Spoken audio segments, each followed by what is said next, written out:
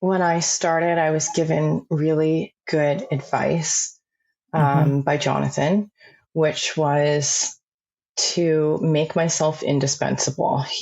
Back then we had 4 people in the company and endless jobs to do. And he didn't even know what those jobs were himself. Like, we didn't know what we were building yet. And his one really good piece of advice was like, make it so I can't fire you. Just find things to do and make it so you have to be here. And I kept that mentality. I still do. So it meant that I could always find a gap. Like, I could always find something that someone wasn't doing and I'd do it, or I'd become the expert in that area, or I'd make some suggestions. And because of that, I learned how to do so many different things in this industry. And I got some opportunities that maybe I wouldn't have gotten if I was a bit quieter or, stuck to my role. So I would do that again. I would just keep finding ways to make myself indispensable. Welcome to the Vocal Lab. I'm Sara Ramsey, and this show aims to pull back the curtain on the entertainment industry, where veterans give up-and-coming artists some of the information they wish they'd had when they were just starting out. Sort of a music industry primer, if you will. Welcome to the Vocal Lab. Today, my guest is Kesi Smyth, and Kesi began her career in Canada's music industry 20 years ago, undertaking roles of progressive responsibility at Simkin Artist Management and 604 Records, where she now holds the title of General Manager, Human Resources. With studies in marketing and human resources management, Kesi now oversees label operations for the 604 label group and the many clients it serves, as well as professional development, people management, and inclusive practices for the company and its staff.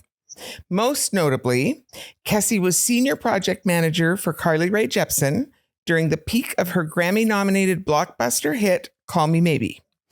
During that time, Kesi was responsible for an array of activities, including strategic marketing, day-to-day operations, and logistical planning for performances like the Much Music Video Awards, Billboard Music Awards, American Music Awards, and more. Kesi is a board member of Factor, Creative BC, Radio Star Maker Fund, and the Canada Independent Music Association.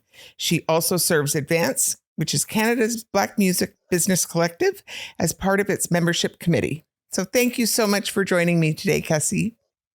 I'm so happy to be here with you, Sara. It's awesome. Thanks for inviting me.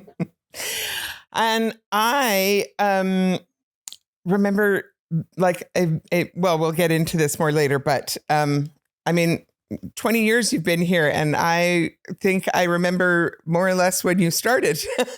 Yeah, you would. It feels like several lifetimes ago, but it also feels like a blank too.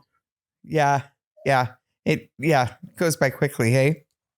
So do you want to tell us your story briefly for people who might be meeting you for the first time today? A little bit about who you are and your journey to get where you are today? Yeah. I feel like I should just, write a book one day, but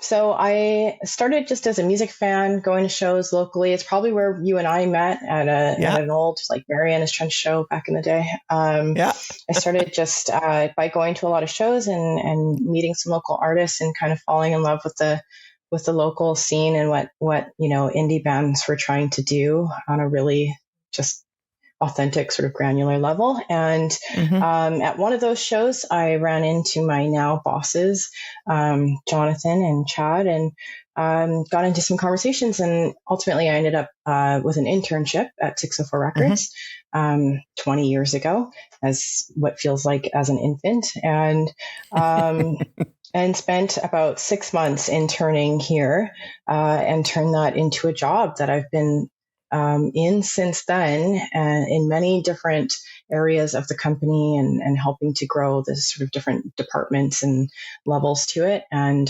outside of that, I now have 2 small kids. I live on the island now. I have sort of built this sort of family life outside of my career that I wasn't sure I could do alongside my career initially, but I'm still doing it.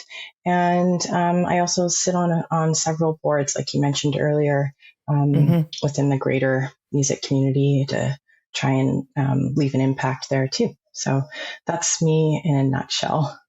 You are a busy, busy lady. Yes. Yeah. Yeah. Yes. I am busy. I feel like I'm a Virgo too, right? So I've sort of like compartmentalized my brain for these. I feel really busy as a mom and really busy in my job and really busy as a board member, but somehow it all works. Like I somehow have enough hours in the day to make it happen. So here on the Vocal Lab, we aim to shine a light into the music industry through the lens of what I know now that I wish I'd known then. And I love that we get to have this conversation today because you work in a part of the music industry that a lot of people don't get to have any kind of lens into at all a lot of the time. So through that lens, what I know now that I wish I'd known then. Is there anything that you would have done differently if you were starting all over again? I'm sure that I would have made different choices, but it's hard to say that now because I'm so thankful for the way my career's gone. And I think if I had made different choices, I just wouldn't have ended up in this place that I'm actually quite happy with. So I'm not sure I would change anything with this knowledge. I think I would have like sat more in my own confidence if I knew what it was going to look like. Like there was a lot of times I felt very uncomfortable or like, a lot of imposter syndrome and just like very insecure times in my career that I maybe could have just like gone with a little better. I could have been more confident about those times. Maybe some opportunities missed just because I was scared to take them, that I would go back and say like, no, take all the opportunities. But I don't know if there's anything significant I would change. Like I'm really happy about the opportunities I did take and, the course I took to get here. It was very much a roller coaster. And I can't say that I ever like, saw anything coming. Like none of this was planned. None of this was planned. So it wasn't like a strategy to get here or anything. It all just kind of happened. Every, door I opened, there was something else waiting there. So I'm very grateful for it. I wouldn't change anything. Did you have a plan that looked different than this at one point in time? Or did it just sort of unfold this way and it felt good? When you first met me, like when I was that young teenager that like, had my eyes wide open, I wanted to be on the road. I wanted to tour. And that seems crazy to me now. Like that's the last thing I would want to do now. So like, I so get it. That's the last thing I would want to do now. So my plans changed. I think that was short lived. Like once I got the music industry has a weird curtain that as a fan or like someone outside of the industry, it's very ominous. Like you don't know what all these jobs and positions are or how it all ties together. So once I kind of saw behind the curtain, then I was like, oh, I definitely don't want to do that. And there's like definitely roles I don't want to do. But so yeah, maybe my plan changed slightly there, but it changed quickly. I think I spent a lot of time discovering what all those jobs were. And they still like, there's still jobs that I'm finding out about or new jobs that pop up all the time. But I spent a lot of time like, figuring out what interests me about it. Is it management? Is it label work? Is it publicity? Like there's just so many angles. So I did a lot of discovery, but the amazing part about this career path I chose in this company is that I managed to sort of play in all the different roles and like experiment with different things that I'm interested in. I never felt trapped in one job. And I think that's been key to my happiness and like my own growth, Yeah. That's very cool. If you were going back to start again, is there anything that you specifically would do the same way over again, exactly the same way?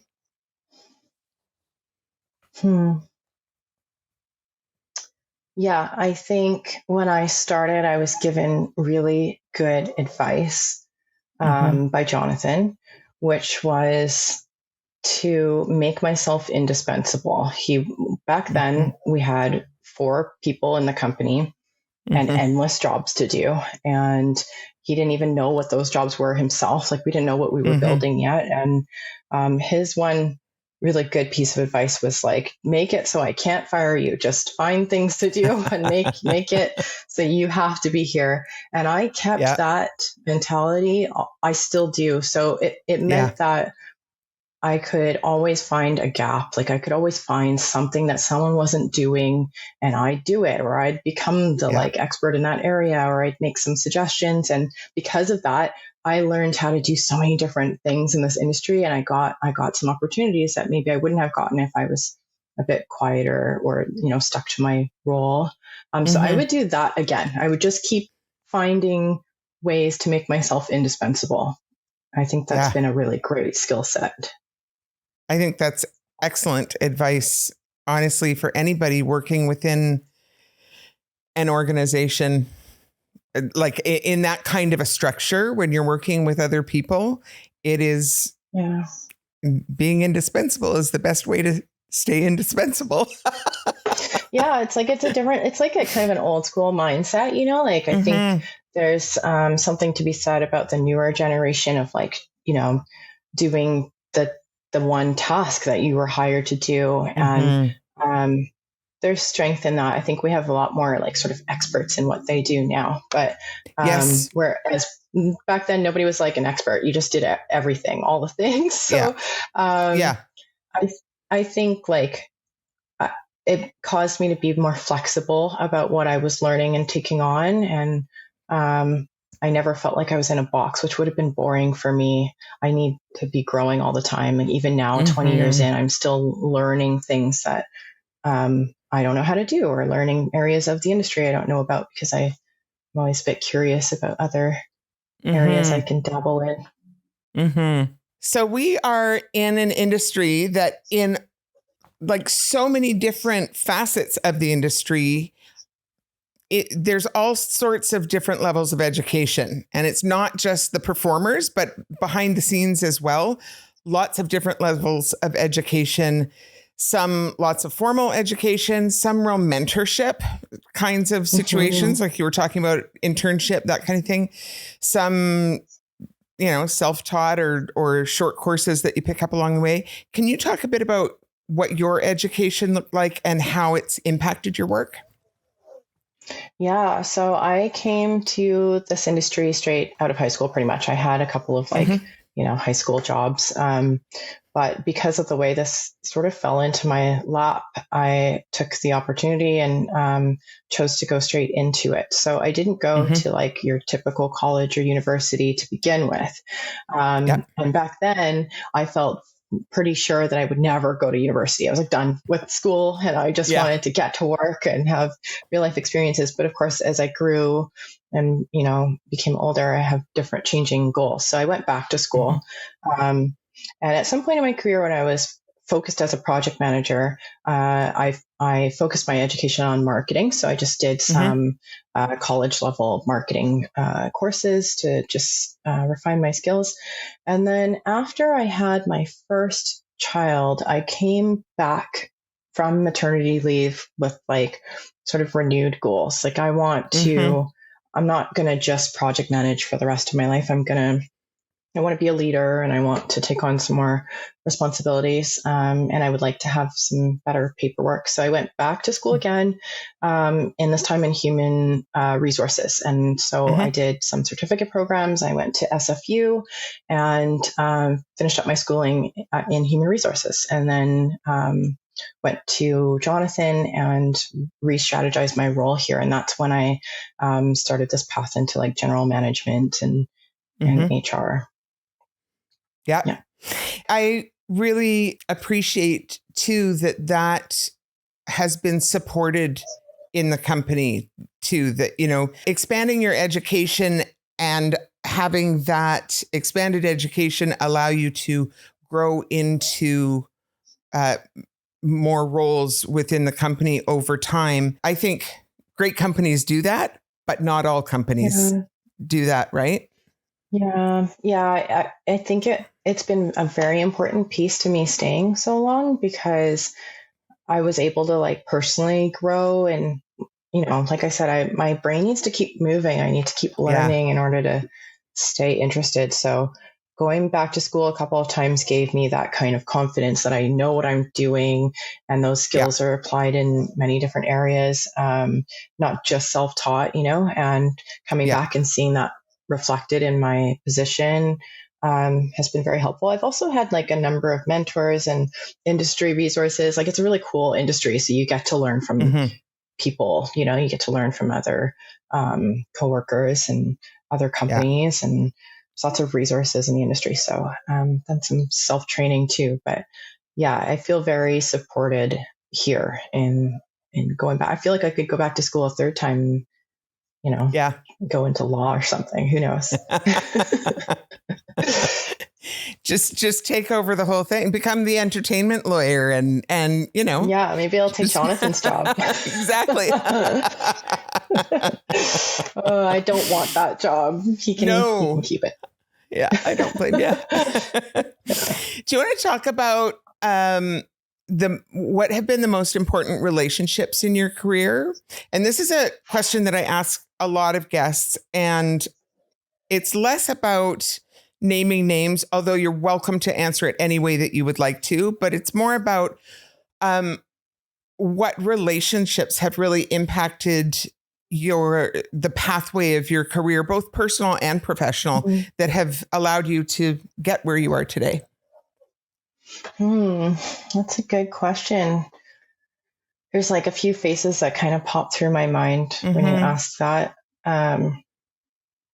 I'd say that like there's a few names I could name for certain. I couldn't have done this without Jonathan. So he's kind of like the main, influence on my career. He's the one who's given me all these opportunities and support, especially in growing my family and going back to school and all that kind of stuff. So he's kind of the main one. But there's a number of different relationships that have affected my life. One of them is Julie Baldwin, who was in this company before me and was the only person in this company before me, aside from Jonathan.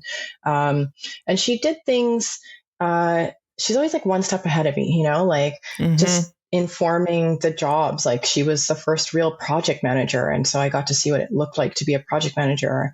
But also personally, she was the first person in this company to get married and have a baby and all these things that kind of laid groundwork for how the next person should do it.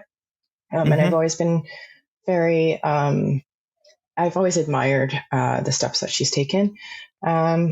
And then so relationship wise, I would say both the clients and my industry sort of like contemporaries really influenced me. My clients have taught me a lot about how to deal with them and like what it means to be a creative, what they need from me, how we shape our roles around them. I've had some really influential clients like Carly. Her career changed my life and changed my path, I think, in this industry and in this company. So that's a very important one to me. There's a number of clients through time that I've just loved working with and were creative spirits that taught me a lot about the passion you need to make it through this career. It's not for the faint of heart. So watching them has been really inspiring. And then mostly just women in the industry, watching other like badass women make it through and get to the top of their companies or start initiatives or just have some standing in this world has been really great for my growth and watching them. Yeah. So mostly those relationships. Yeah. Let's talk about your time as the senior project manager for Carly Rae Jepsen. Right in the thick of the Call Me Maybe era, right? What can you talk about what a senior project manager does and whether that's something that works the same way at every label or if that's just the way things work here at 604? That's a good question. Luckily for my path with Carly, I was her project manager and many other artists' project manager before Call Me Maybe happened. So I was able to Yeah. sort of learn the ropes of that job before that song exploded. I think it would have been a real large learning curve in the time that happened. But yeah, so being a project manager is a total 360 role. You are taking care of things from the ground up and basically just facilitating whatever the needs are of the day. I have my general strategy of what I need to do throughout the year, and then I have what's in my inbox in that morning and what is on fire and what do I need to solve. It's a large part of my job. So as a project manager, we're doing things from um, creating itineraries, daily schedules. We're we're working between vendors a lot, so I might be hiring in like a publicist or a radio team, or dealing with a booking agent and coordinating information between them. So if the publicist needs a bio written, I'm getting the bio written, or if they need an approval on something, I'm going to the artist and getting that approval. And then I'm going to the booking agent and sharing the information that the publicist has, and I'm sharing that information with the radio team and just sending stuff where it needs to go. And then also facilitating marketing strategies. So I also wear two hats, right? As a project manager in this company, we are both management and record label for some clients. And sometimes we are just record label. So sometimes I need to like take my management hat off and put my record label hat on. But on the record label side, we're creating marketing plans and seeing through those strategies, dealing with marketing budgets, hiring in vendors, tracking receipts, gathering assets and getting them where they need to go. It's just like a lot of moving puzzle pieces and getting everything to the deadline and moving into the next deadline. And doing that 360, especially when we have a management client on board. If it lines up with, yes, I think there are similar roles in other labels, although I've sort of realized over time that they can look different. And especially if you're talking about like major labels where they aren't management. So they just wear that label hat, and they usually are like product managers, which are dealing with marketing plans, marketing strategies, and that same thing of moving information from one person to another, moving assets from one place to another, making sure that the streaming team has the media facts and the radio team has the tour dates and all that kind of stuff. It's a lot of just moving information. Yeah. So it's I mean, it's a super important role for the artist. Because I coach a number of or have over the years coached a number of artists from 604. I get to hear about that relationship from the artist side to some degree, just in terms of like, oh, I have to ask my project manager about that, or I have to, you know what I mean? Things like that. And what I have always appreciated is that the artists always feel like they have one person that they talk to about. It doesn't really matter what the question is. They have one person that all of that funnels through. So there's never any confusion about, I don't know who to ask this to, or I don't know where to get that information. There's just that one point of contact. PM. That's a project manager's job to figure it out. It really does simplify things. And it depends on how complicated your team is, right? Like you can have an emerging artist who doesn't have any team members. So you've got a project manager who is out there looking for team members or expanding your network. And then there's the more established artists who have a business manager, a day-to-day manager. They have publicists, radio teams, they have a booking agent and all these people. And so information might flow a couple of different ways, but it tends to just be your manager and your project manager. And if you don't have a manager, then that project manager fits both. And they're just moving information. You should be able to come to me and I will go figure out who it is I need to talk to, or what I need to do to get that thing done. We try to make it easy for them so that they can focus on the art side and the creative side, and we just help propel everything else around it. Well, and although I am going to make a sweeping statement here that is 100% a generalization, and there are always exceptions to this rule, but many artists don't excel at business type things, like business type skills, right? That's not where their zone of genius lies. Their zone of genius lies in the creation of the art. So having a person who is responsible for all of the business side of things and who is that one point of contact, I can just see why that is such an integral role for an artist who doesn't even know what they don't know. They don't even know what needs to be happening there. And it's not something that lies easily within most of their skill sets. No, there's no playbook for this. It's not like you can go to I guess you could go to musician school, but the industry is like, they don't teach there's that. a huge curtain there. They don't teach it in university or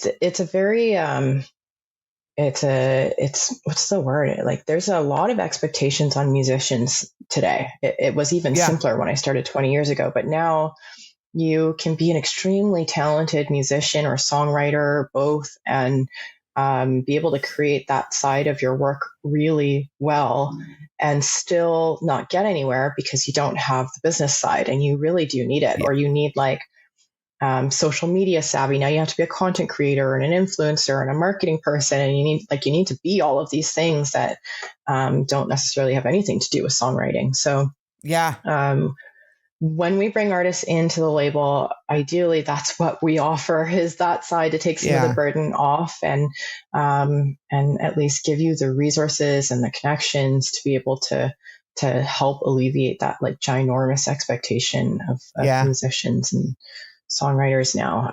I really feel for them. Even with all of that, even with our team and with like our roles to help facilitate all of that, there's still this need that you need to be, a marketing person in some aspect. It has to be authentic. So we still need the artist voice when it comes to socials and stuff. And it's really, I can see that weighing on some musicians. I will say, to your earlier point about like the generalization, definitely it's a struggle for most musicians. I've dealt with I've dealt with a variety of clients who, some do not understand the business side at all and don't want to and like have no interest in it. They just want to write the music and get it out there for me, and then there's the others who take a huge interest in it, and I can see how it affects them. Like I can see how much easier of a path it is when you do take the time as a musician to learn about the industry and learn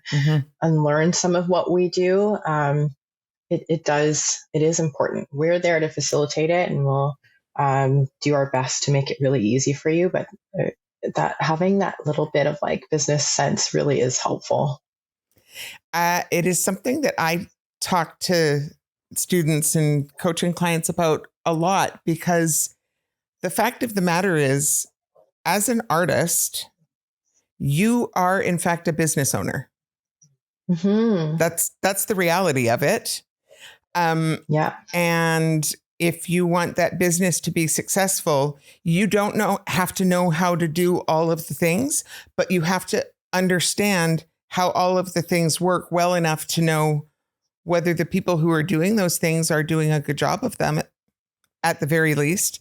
You need to know if your bookkeeper, you need to know what is on that profit and loss statement when they hand it to you. You have to be able to understand that information. If you are so away from your numbers that you don't know what that means, that's not healthy as a business owner. That's just one like easy example because it's numbers. But it's such a great example. Same can be said of your marketing plan or your tour schedule. You have to know enough to know if it's a good fit or if things are moving in the direction you want. 100%. Just like any CEO of any company, right? It's your company. You care the most about it than anybody in that company. And CEOs don't tend to know every single role, exactly how it works, or what the day to day is, but they know enough to know when something's wrong, or they put people in place to be able to tell them that. And yeah, it's the same thing. Yeah, you do need to have some, just, it's all about like, the get up and go of it, the motivation. Music is not that insular where it's just good songwriting isn't going to get you there. It depends on what you want out of your career, but just good songwriting may not get you all of the, the playlist ads and the radio and all the things that you might be dreaming of. If that's your goal, then it's going to take a little bit of business savvy as well, and some motivation. Yeah. I mean, come on. Taylor Swift wouldn't be Taylor Swift if she didn't have some pretty big business acumen, right? So 100%. She's a smart lady, that's for sure. She sure is. Yeah. So can you talk a little bit about, like, you are a woman of color working on the business side of the music industry, and we live in a time when I think both of those issues, women in business and music, and people of color in business and music, are rightfully so more at the forefront of the conversation than they may have been historically. Can you talk about the hurdles that you've encountered being a woman of color working in the music business, and how you've navigated those challenges? Yeah. I think that I've been in a company that's been very supportive of me. Thank goodness. I do feel like it hasn't held me back in my position in this company. In fact, like I feel that I've grown at the pace I needed to grow at, and I've been given all the opportunities that I was, ready for. And even some opportunities that I was not ready for, I grew into.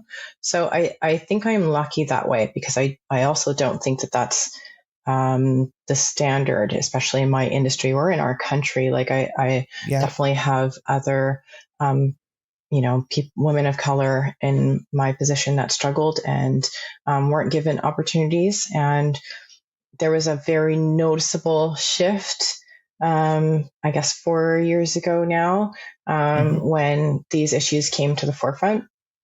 And I've noticed a difference since then. So within my role, I feel pretty confident that I didn't face a lot of barriers. Maybe as a woman, like I think, when I first started, there was just a lot of men in this industry, not a lot of women to look up to. And maybe that way, there were some barriers, but it was noticeable after this became a topic of conversation, and there was like pressure put on the industry to make sure that there were women of color or people of color in roles that have an impact, not just your like internships and entry level roles, but roles that really have an impact. That's when I started to get requests for people to have me on their boards and as at the table, so to speak. So those opportunities weren't there pre 2020. And then all of a sudden they were like falling from the sky. Like every board or every committee in Canada suddenly had my phone number, and it was like, oh, there's Kesi over there on the West Coast that's been working for 15, 18 years and might be a good person to include. I'm thankful that those doors open now, because I feel very welcomed, and I feel like I've earned my spot at those tables.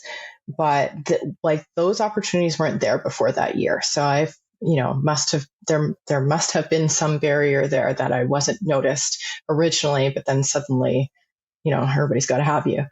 I think it's a good thing. I think now I see people of color represented across the board, in senior leadership positions in their companies, and in those corner suites and at the board levels and the committee levels. And there's also training and work being put in. There's a long way to go still into what happens once those people are at your tables, and, and continuing to like mentor the newer generation and taking up those spots too, and coming up the chain. But yeah, that was a noticeable shift, but I am happy it occurred. And I met a Yeah. lot of people because of those opportunities that opened up too, that I didn't know before. It's like the Yeah. industry all of a sudden like opened up to me.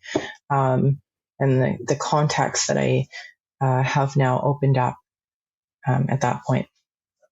Do you know what was the catalyst? Like, you identified the time period. Do you know what the catalyst was at that time? Well, that was when like the sort of the Black Square, Blackout Tuesday happened in the music industry, Yeah. and there was a lot of conversation about like, do you have people of color in your company? How many employees do you have that are people of color? Have they been given opportunities? Are they making decisions? Do they have any sort of power in your company? And if not, why not? And companies were being called out, and boards are being called out and organizations. And that, I think it just forced people to really look at what they were doing. This is when Advance started too, the Black Persons Collective in Canada.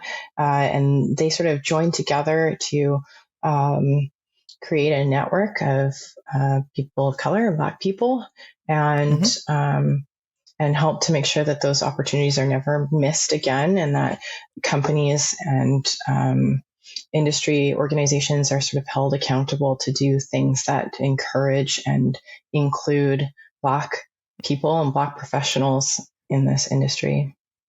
Yeah. I think it's important, and I'm happy to see that shift in the industry, being more inclusive. And as you say, not just on a surface level, in more meaningful ways, more meaningful positions of decision-making power. Yeah, I think for when that first shift happened, I was very nervous it would be on a surface level. Like, let's just make sure we have a lot of Black people on board now so that we can make it through this year. And so I know that Advance is a key part in like making sure that there are sort of guardrails in place, and like goals to achieve to ensure that you're not just checking a box, but you're supporting these people, supporting these opportunities for growth and for personal development, professional development, and keeping those positions in place. And I think that's an important piece. I will say now that being on these boards for several years now, I feel that that's been a lasting impact at the boards that I'm not on, and boards I am on. They're much more inclusive, and not just for Black people or for women. I'm finding that boards are much more equal, women to men, but also like in terms of a location. I think it was also pretty normal to just have a lot of boards centered in Toronto, where the industry that's sort of like the heartbeat of the industry. But now you're finding people from Halifax, from Calgary, from Vancouver, and all across the country. And it's far more representative of the industry itself and all the, great artists that are. Do you think that shifted just because everybody just got a lot more used to business being conducted over Zoom? It definitely helps. Like, it tore down borders for sure. It definitely helped to have Zoom, and all sorts of communication. Like now that, we work on Slack in our office, and there's just many different ways of communicating. And I that's really been helpful for connecting the industry in many different ways. And I think even just in hiring practices, now it doesn't really matter where you live. You can hire the best person for the job. And that's actually been very exciting. Yeah. Yeah. Thanks for joining us today. So that was actually just part one of our interview. And I would love it if you come back on Thursday to check out the second part of our interview. There's so much more juicy goodness. I can't wait for you to check it out.